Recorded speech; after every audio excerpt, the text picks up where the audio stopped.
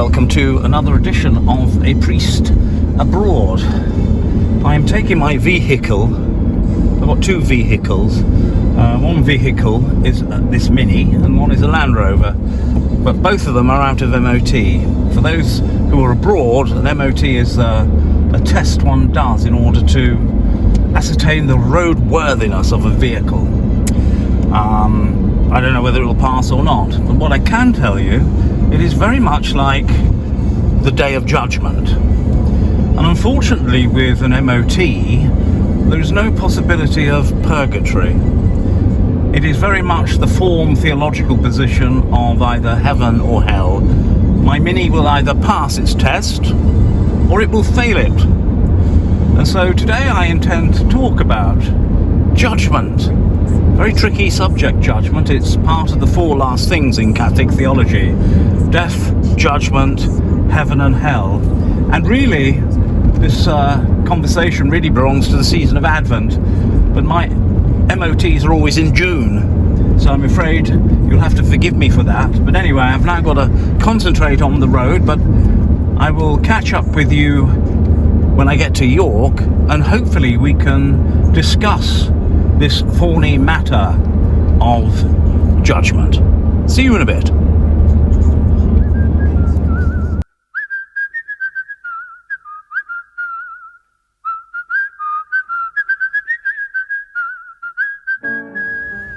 Hello, so I'm now in York. Got Purdy with me. Purdy always comes for my MOTs to hold my hand because I get very worried about judgment. It's not a new thing.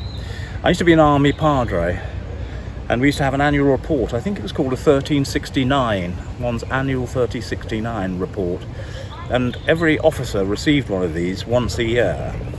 And you absolutely dreaded them because basically they ascertained whether you were a good officer or a bad officer, or a good padre or priest or a bad priest. And one always wanted to get excellence. You had various things. You could get an excellent, a very good, a good, fair, or poor, in huge amount of topics like admin and dress and conduct and I don't know, leadership and heaven knows what. And in order to get promoted, of course, you need to get a lot of these 1369s all giving you excellent, and there was a box underneath saying, do you recommend this officer for promotion? And so all highly ambitious people were in fear and dread of the annual report. It's a form of judgment, a little bit like my MOT. It's a form of judgment. I am now literally outside the pearly gates of the MOT station, waiting to find out what the verdict will be. But it's become an annual sort of trek here. It's rather beautiful. I'll give you some footage of the actual river that I'm near. And it's rather pleasant because there's also a place where I can get an ice cream, which sometimes takes the edge off this fear of judgment.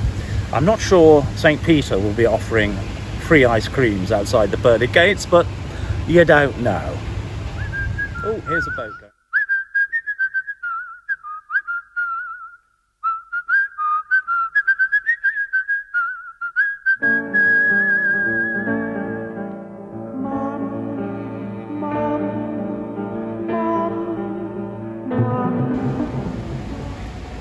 Now, there is a verse in the scriptures, the Bible, which says, perfect love casteth out fear. And the reason why I mention it is not only do we fear judgment, but we fear all sorts of punishment. There are indeed certain Christians who perhaps love God out of a sense of fear because they can't contemplate the alternative, which might be an eternity in hell. And faced with this, they feel that they ought to go to church, they ought to behave, they ought to make a profession of faith, and they ought to love God in order to avoid the penalty of hell. And anybody who's been brought up a Catholic will know about Catholic guilt. It just goes with the territory. Now, I have some concerns about professions of love and professions of faith when exacted under duress. I mean, we don't need to be reminded of the Spanish Inquisition. But if you imagine a situation where you've got some chap strapped to a tree with loads of bundles of sticks and straw and all the rest of it underneath him, about to be set on fire, with some priest poking him saying, will you recant? and believe in the Catholic Church and its teachings, if such a person was to actually profess a fulsome profession of the Catholic faith, would such a profession of faith exacted under duress be considered really believing in it? I mean, one thinks of Guantanamo Bay, where various people were waterboarded, people from other countries, in order to extract confessions and information. Confessions extracted under those conditions, are they actually viable? And if we... This is cities, you see. This is why I don't live in cities. You get sort of squawkingness and barking and crazy people wandering about. So to return, look at that monster.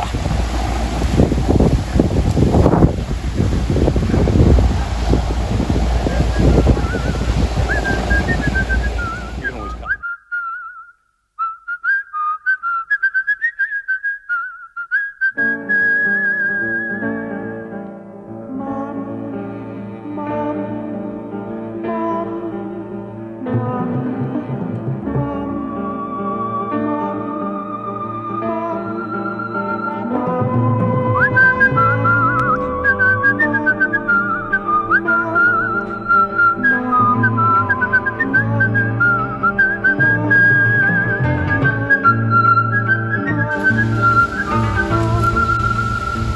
I'm afraid I've had to move location. But I passed a boat that sells ice cream, so I thought I'd have some of that. Where was I? I was on about waterboarding, wasn't I? And extracting confessions. And it seems to me that if you extract a confession, as I said before, under duress, is that really a confession? If you extract a profession of faith by somebody who has thumb screws attached to his body, or is being threatened with a red hot poker, would that really be considered a profession of faith?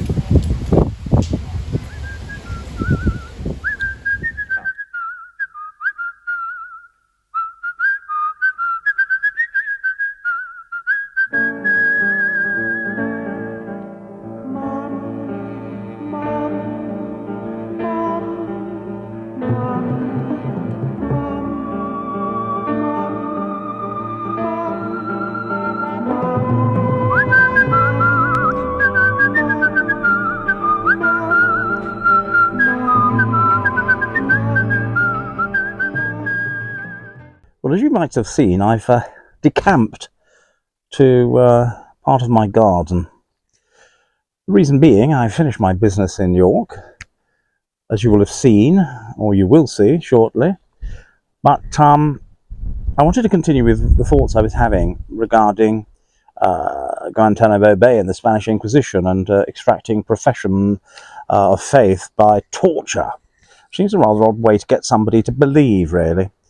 And I'm rather minded of arranged marriages. I mean, for example, I'm sure you've seen films and read books and novels and poems and what have you about enforced marriages where the girl simply does not love this older man that she's been forced to marry. And it's been a marriage of convenience, often political. And it's clear in some of those novels and films that the poor young girl doesn't love this chap that she's been put together with. And I don't think we can allow ourselves to believe that God works in that way too, that we can have an extraction of profession by torture. But it goes further than that. If you think of a profession of love, the profession of love of a young lady put together with a man she can't abide, there can be no love in such a situation. There can just be a putting up with. And so in a sense, in the same way we can't extract a profession of faith by torture, I don't think we can have a realistic love of God when it's under threat or punishment of hellfire. It's the same sort of thing, really.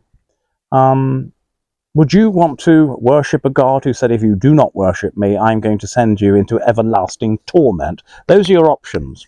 A, you can love me. B, you can frazzle and fry for the rest of eternity if you don't.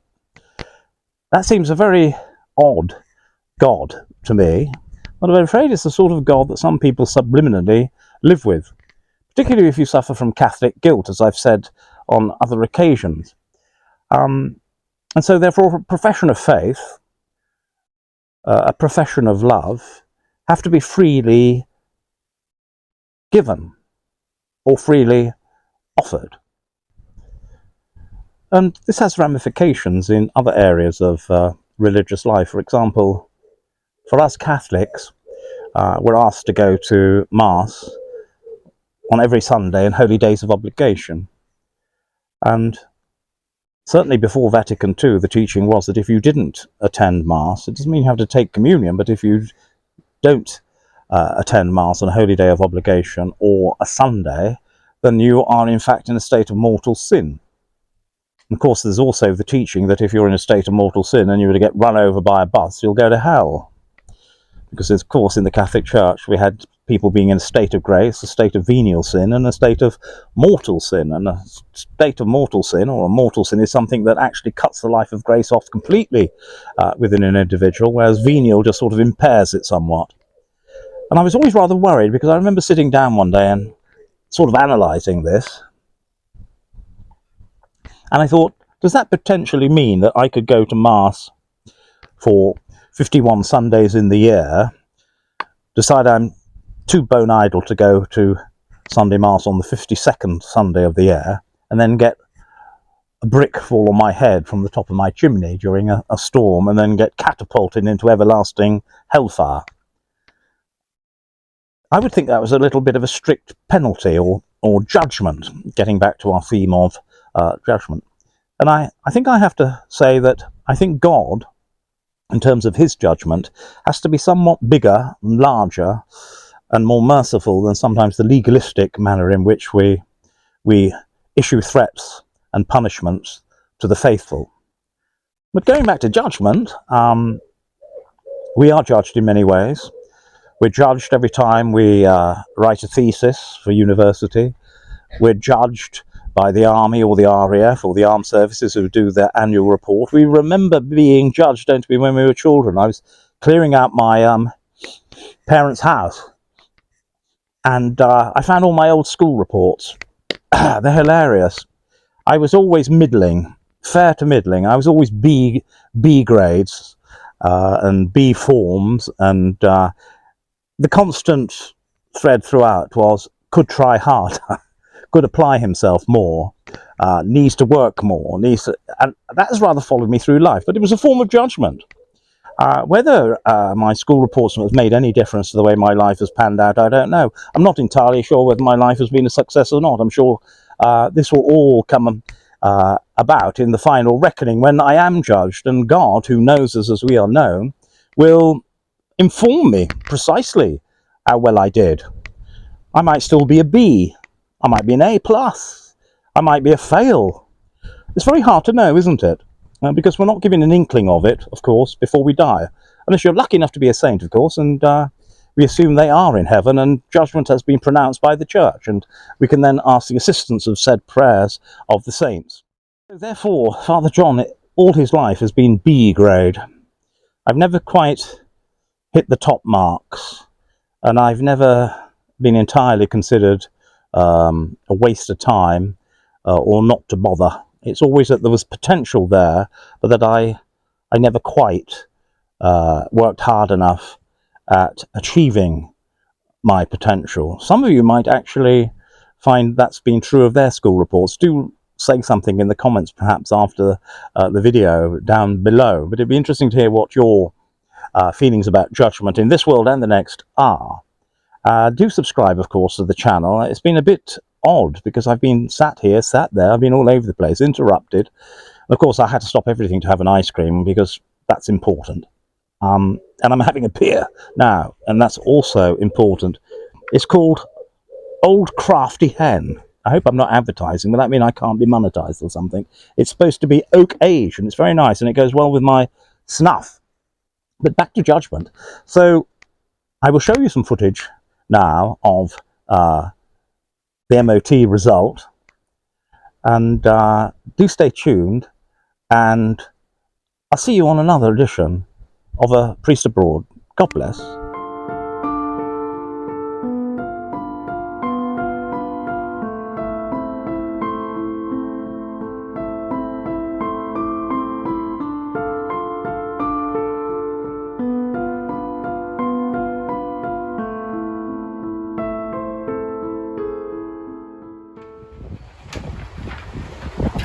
ready, all done. There we go. Heaven or hell. No purgatory this time, but heaven. One pass. Thank the Lord. So there we have it. As you'll have seen, the little Minnie has passed the Day of Judgment. And that's quite good. It doesn't mean that Father John will pass the Day of Judgment. I might be a little bit like my Minnie. Passed with defects. Take care.